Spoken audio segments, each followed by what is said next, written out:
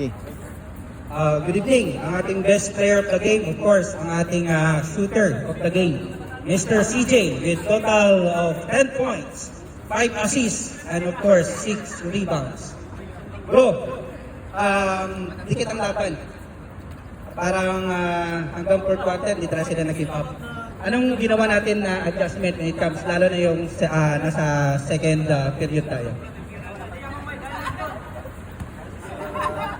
Ginawa na namin yung defense kasi nawawala yung defense namin yung second quarter. Kaya yung third quarter, ginagawa yung defense kahit mahina sa offense, kailangan yung defense namin gagandaan namin.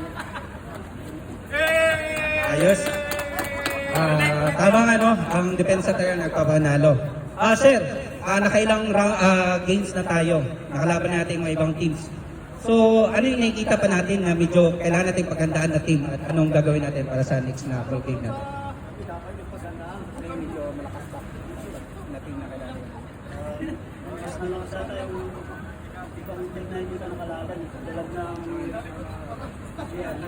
GRU. Ano yung gagawin natin adjustment, sir?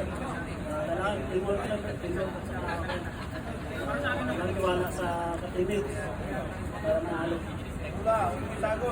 Oras na sir para magpasalamat o mag-greet sa ating mga fans po. Pinabati ko yung mga tropa namin dyan sa Takuri, sa asawa ko, sa mga kaibigan. Shout out sa lahat ng mga nanonood ng mga. Thank you so much, Mr. CJ. Ating